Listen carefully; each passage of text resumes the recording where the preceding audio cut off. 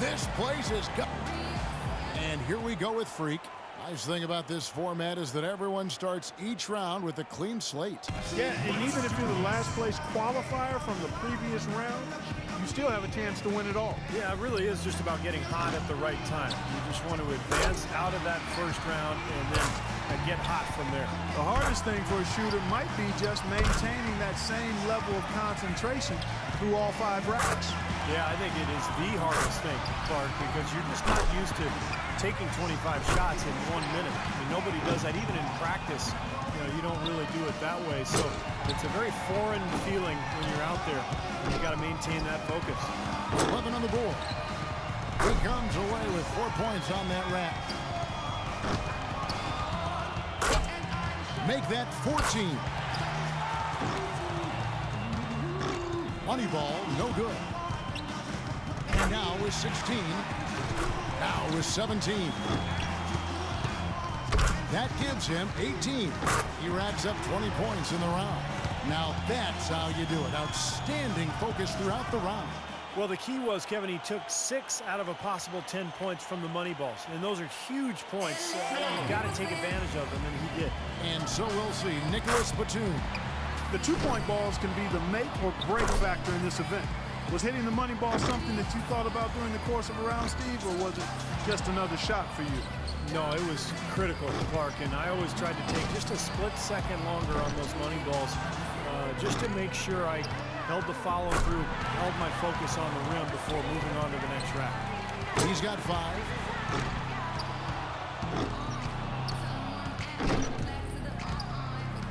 That's 3 racks in a row now that have given him fits. Now with 6. That's 7.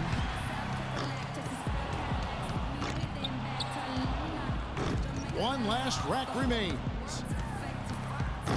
Tough stuff. Off the mark with 5 in a row now. Now 8 points. He's got 9. 9 points is what he finishes with.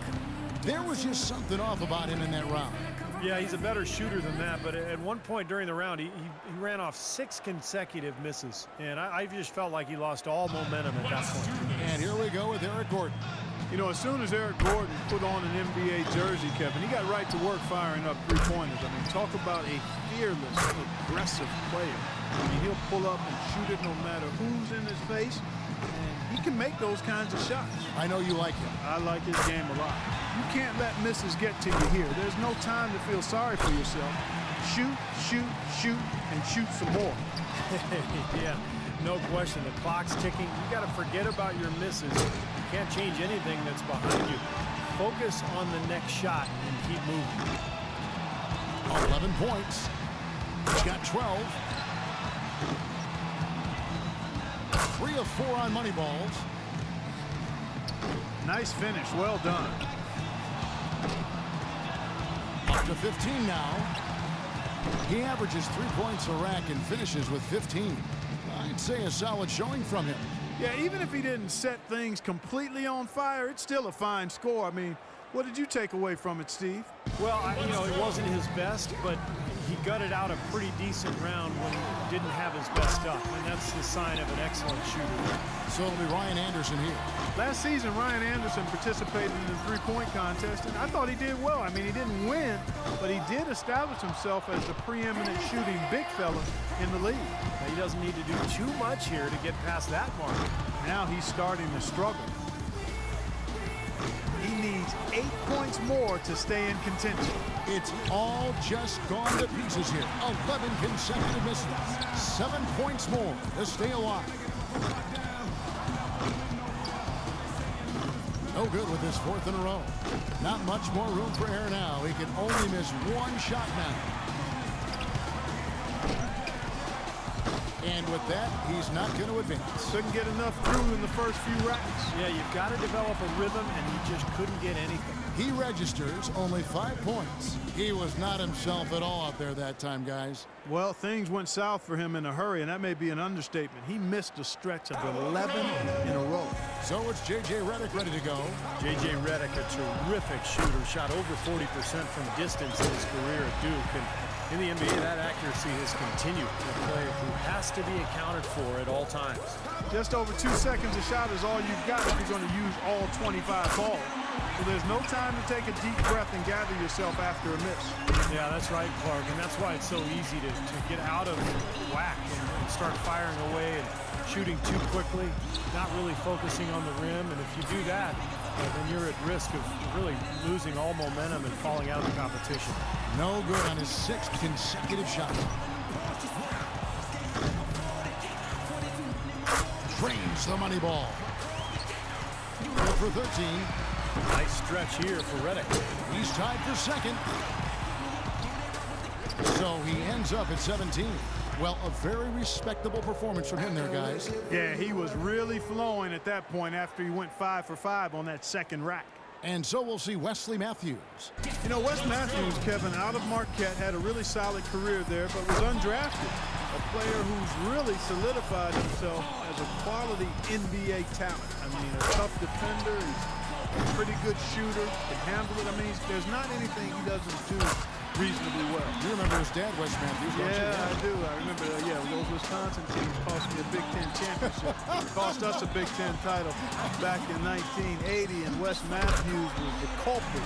He was the catalyst for knocking us off twice in those games. I am sorry I brought that up. Yeah, you knew what you were doing. No, I you did knew not. what you were doing. Yeah, you knew what you were doing. Steve, help me out here. And 15 points. That's all he needs to qualify. Well, he can't afford a slow start because at that point you start to press. So a good first rack is very important here. Well, guys, that's it. He's out of it. He can't make up the difference, Clark, at this time. Nope, too far behind, but he'll finish up anyway. Yeah, he made a good effort. Tried to get into his group, but just couldn't get anything as far as momentum is concerned. He barely cracks double digits with 10 points. Well, not his finest showing. I think we can all agree he could have done a lot better. And here we go with Eric Gordon. Gordon, definitely a player who shoots with no hesitation. With his blend, Steve, of speed and shooting, great ability in both those areas, it makes him a very tough matchup. Sure does. He's explosive. He's strong. You know, he can get to the hoop, but he can also pull up and shoot from 3. Very quick getting off his feet. Eric Gordon, tough. You know, in the three-point contest, these guys are really on an island out there. I mean, you're used to sharing the court with 9 other guys. 4 of them are your teammates, and now it's just you out there. It has a little bit of a golf, tennis, or track and field feel. Yeah, that's right. An individual sport atmosphere. And some guys love that, some don't. But, you know, if you don't love it, you probably shouldn't be here. I think everybody in the lineup tonight really will enjoy it. And then, of course, it's just a matter of who can get hot. Can't get the money ball. No good with his 4th in a row. Now with 11. He comes away with 11 points. Well, I didn't expect that score to be as low as it was. What about you guys? You're exactly right, Kevin. He was all over the place, just could never get it going, never seemed to settle down. Well, that's the thing about this contest. Sometimes you want to stop, take a breath, and collect yourself, but you never have the time to do it. So it's J.J. Redick ready to go. 11 points, the bare minimum to tie it, or he can take a lead. Money ball, no good. 8 more points for him to tie it up. Now with 4. He could have taken more from that rack, only got 2 points. 6 points more to tie it up. Now with 6. 3 points more to tie it. Now 9 points. Yeah, there you go. 1 more for the tie. Hits, and now he has the lead. And still going. Well, he's got the score to beat in this final round. Finishing strong. Make that 14. He posts a score of 14. He turned in a pretty good round right there, don't you think? I thought he had his stroke working pretty well for him. I mean, what do you think about that, Steve? Yeah, solid shooting. He looked very confident. You know, it never became one of those lights-out rounds that it could have been. But all in all, I think he's got to be pretty happy. And here we go with Freak. He had the highest score in the last round. Let's see if he can do it again here in the finals. He'll need to match 14 points to tie. Drains the money ball. 5 points now. 8 more points and he'll tie things up. He's up to 7. Pretty good start there for him. 5 more points needed for the win. 11 points. 1 more to tie. at 14. Good, and the rest is academic. We have a winner. Great shooting, taken on home. Boy, unbelievable work out there. He found his groove early, and he maintained his focus, got on a big roll. So he's got 19 points. His stroke looked terrific in that round, guys. Right from the opening rack, he was on the roll. Got himself immediately into a groove. And we have reached the conclusion of the Foot Locker three-point contest, and what an event it has been. Our extremely gifted winner, Freak. He was one chill customer out there. He really kept his wits about him the entire way through the contest. And that's the key, Clark. He never got too high, never got too low, just found his groove and took off from there. And from all of us here at 2K Sports, we're thrilled to have brought you this year's three-point contest.